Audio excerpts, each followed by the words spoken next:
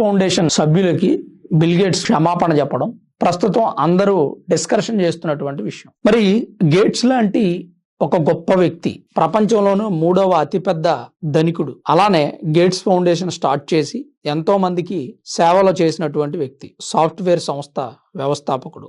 ఇలాంటి ఒక వ్యక్తి వ్యక్తిగత జీవితం అయోమయంగా ఉంటుందని, తన వైఫ్ డివోర్స్ ఇస్తుందని, ఎస్టిడి అనేటువంటి ఒక డిసీజ్ వచ్చి తనని గొప్పవాడు అని పొగిడిన వ్యక్తులే అసహించుకుంటుంటే, తిడుతుంటే ఆ వ్యక్తి ఆలోచన ఎలా ఉంటుంది? సాధారణంగా ఏ వ్యక్తి అయినా తన వృత్తి జీవితంలో అద్భుతమైనటువంటి విజయాలు సాధించిన తర్వాత తను ఎక్కి వచ్చినటువంటి మెట్లను మరిచిపోకూడదు. మరిచిపోయి లేదా తన వ్యక్తిగత జీవితంలోకి వేరే వ్యక్తులు ప్రవేశించినప్పుడు ఖచ్చితంగా సమాజానికి అప్పటి వరకు ఆదర్శంగా నిలిచిన వ్యక్తి తిట్లు తింటాడు. ఇది బిల్ గేట్స్ విషయంలోనే జరుగుతుంది. ఎగ్జాంపుల్ ఎవరి దాకా ఎందుకు, మన బిల్ గేట్స్ అమరావతికి వస్తే వైఎస్ఆర్సీపీ పార్టీకి ఫేవర్ గా మాట్లాడేటువంటి అనేక మంది వ్యక్తులు బిల్ గేట్స్ ని బూతులు తిట్టారు. కారణం ఏంటంటే జెఫ్రీ ఎప్స్టీన్ చేసినటువంటి నేర చరిత్రలో, అమెరికాలో జరిగిన నేర చరిత్రలో ఎప్స్టీన్ తో 2011 నుంచి బిల్ గేట్స్ కి రిలేషన్ ఉంది, అంటే ఫ్రెండ్షిప్ ఉంది. అలా తను రష్యన్ అమ్మాయిలను ఇష్టపడేవాడని, స్వీడన్ మహిళలను ఇష్టపడేవాడని, వాళ్ళతో అక్రమ సంబంధాలు పెట్టుకున్నాడని, జెఫ్రీ ఎప్స్టీన్ మంచి ఫ్రెండ్ అని, అందుకనే Melinda gates, bill gates wife divorce ఇచ్చారని వార్తలు వచ్చాయి.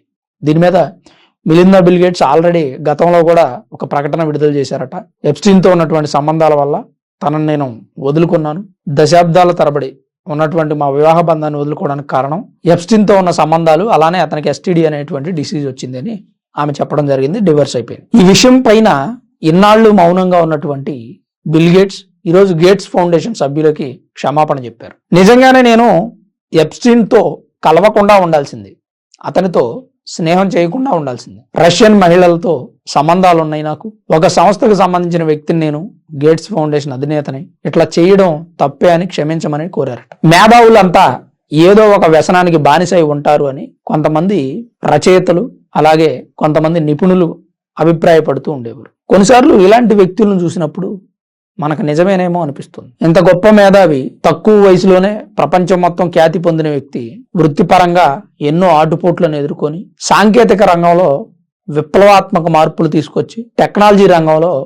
అనిర్వచనమైన సేవ అందించిన వ్యక్తి, గేట్స్ ఫౌండేషన్ ద్వారా ఎంతో మందికి సేవలు చేస్తున్న వ్యక్తి. ఇలాంటి వ్యక్తి తనకున్నటువంటి ఏదో ఒక వ్యసనం వల్ల ఈరోజు ప్రపంచం చేత దూషించబడుతున్నాడు. వృత్తిపరంగా ఎదుగుతున్న కొద్దీ ప్రతి వ్యక్తి తన వ్యక్తిగత జీవితంలో కూడా జాగ్రత్త పడాలి అనేటువంటి అంశం బిల్ గేట్స్ లైఫ్ స్టోరీ ద్వారా తేటతెల్లమవుతుంది. ఒకవేళ మనిషి జీవితంలో తెలిసి తెలియక తప్పులు చేసినా దాన్ని సరిదిద్దుకునేటువంటి అవకాశం వచ్చినప్పుడు ఖచ్చితంగా సరిదిద్దుకోవాలి. వ్యక్తిగత జీవితంలో అదే తప్పులు చేసుకుంటూ పోతే ఆ వ్యక్తి వృత్తిపరంగా అభివృద్ధి చెందిన పెద్దగా గుర్తింపు ఉండదు, అసహించుకుంటారు ప్రజలంతా. ఎన్ని కోట్ల రూపాయలు సంపాదించి ఎన్ని సేవా కార్యక్రమాలు చేస్తేనే. అలానే బిల్ గేట్స్ ఎప్స్టీన్ చేసినటువంటి నేర చరిత్రలో భాగమయ్యి ఉన్నాడా అంటే ఒక రకంగా లేదు అని చెప్పాడు తను. ఎందుకు అంటే తను ఏమంటున్నాడు, నాకు రష్యన్ మహిళలు ఇద్దరితో సెక్సువల్ అఫైర్స్ ఉన్నాయి, అంతేగాని అతని నేర చరిత్రతో నాకు సంబంధం లేదు. ఇక్కడ మనం ఐడెంటిఫై చేయాల్సినటువంటి ఒక అంశం ఏంటంటే, ఇతను కామన్ గా ఏదో ఒక వ్యభిచార కొంపలోకి వెళ్ళాడు అనుకోండి, అక్కడ తనకు నచ్చినటువంటి ఒక ఇద్దరు రష్యన్ మహిళలతో ఏదో చేసాడు అనుకోండి, ఆ వ్యభిచార కొంపతో అంతటితో కూడా ఇతనికి సంబంధం ఉన్నట్లేదు కాదు కదా.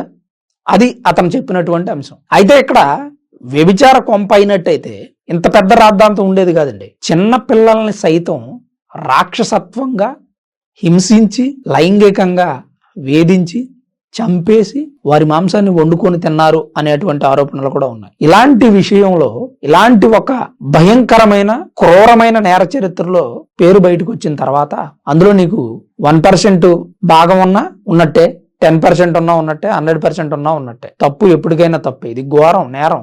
అందుకని బిల్ గేట్స్ ని అవమానిస్తున్నారు. అంటే ఇతని మీద ఏం కేసు ఫైల్స్ అవ్వలేదు, అఫీషియల్ గా ఇంతవరకు అతని మీద ఎలాంటి ఎఫ్ఐఆర్ నమోదు అవ్వలేదు, లేదా ఆ ఎప్స్టీన్ ఫైల్స్ లో చిన్నపిల్లల మీద చేసినటువంటి అఘాయిత్యాల్లో ఇతను ఉన్నాడనేటువంటి ఆరోపణలు కూడా లేవు. ఎందుకంటే మన దేశంలో ఏదైనా సెక్సువల్ గా కొంచెం సిగ్గుగా బిడియంగా ఫీల్ అయినా ఫారిన్ కంట్రీస్ లో అట్లాంటిది ఉండదండి. ఇష్టమైన వారు ఇష్టమైన వారితో వారి ప్రైవేట్ గదుల్లో వారికి నచ్చినటువంటి జీవితాన్ని ఎంజాయ్ చేయొచ్చు. ఇక్కడ అందుకని బిల్ గేట్స్ కి కొంతమంది మద్దతు ఇస్తున్నారు. ఎందుకంటే తనకు నచ్చినటువంటి లైఫ్ ఏదైతే ఉందో దాన్ని లీడ్ చేశాడు.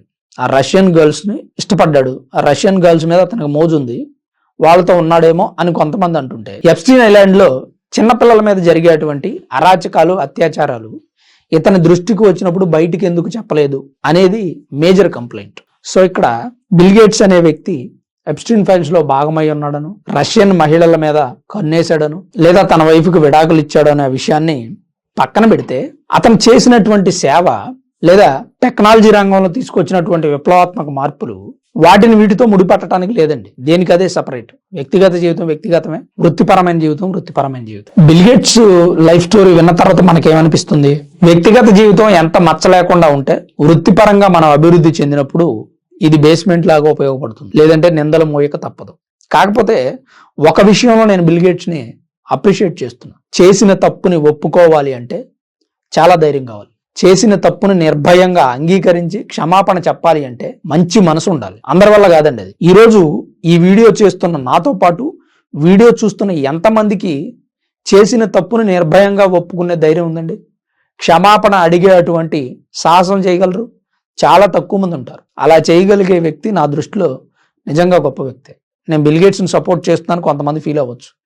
కాకపోతే ఇప్పటికీ ఎప్స్టీన్ ఫైల్స్ లో ఇన్వాల్వ్ అయి ఉన్న వ్యక్తులు లేము, మాకు సంబంధం లేదు అని బుకాయించట్లేదా? అసలు ఎప్స్టీన్ ఫైల్స్ బయటికి రాకుండా ఉండడానికి వాళ్ళు చేసిన తప్పులు బయటికి చెప్పకపోవడం ఒక కారణం కాదా? ఆలోచించండి నేను చెప్పిందని ఒకసారి.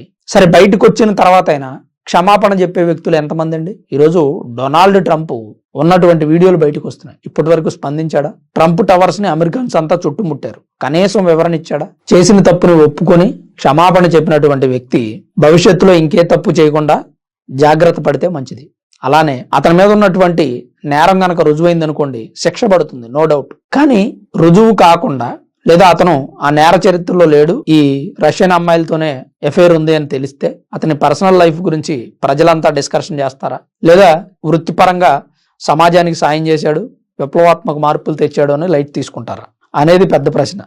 మరి బిల్ గేట్స్ గురించి మీ పర్సనల్ అభిప్రాయం ఏంటి? మీరేమనుకుంటున్నారు? ప్రతి వ్యక్తి జీవితంలో ఏదో ఒక తప్పు చేసి ఉంటాడు. ఆ తప్పుని వేరే వాళ్ళకి చెప్పే టైం రాకపోవచ్చు, లేదా చెప్పడానికి ధైర్యం సరిపోకపోవచ్చు. అలా ఎవరైనా ఏదైనా చేసి ఉంటే ఈ వీడియో కింద కామెంట్ చేయండి. కొంతమందికి పక్కనే ఉన్న ఫ్రెండ్కి కూడా చెప్పుకోలేనటువంటి కొన్ని విషయాలు మన జీవితంలో దాగి ఉంటాయి. అలా ఎవరైనా ఫీల్ అవుతుంటే కామెంట్ రూపంలో తప్పకుండా తెలియజేయండి. ఒకవేళ వాటిలో ఏదైనా వాల్యుబుల్ కామెంట్ ఉంటే తరువాత వీడియోలో చదివి వినిపించే ప్రయత్నం చేస్తా. అలాగే మెయిల్ ఐడితో మీరు కామెంట్ చేయడం వల్ల పెద్దగా వచ్చేటువంటి సమస్యలు కూడా ఏమి ఉండవు కాబట్టి ప్రయత్నం చేయండి. అలానే వీడియో చూస్తున్న ప్రతి ఒక్కరూ లైక్ చేయండి. వీడియో మీద మీ అభిప్రాయం ఏంటో కూడా కామెంట్ చేయండి. Thanks for watching this video. This is Ram signing off సన్మన్ studios.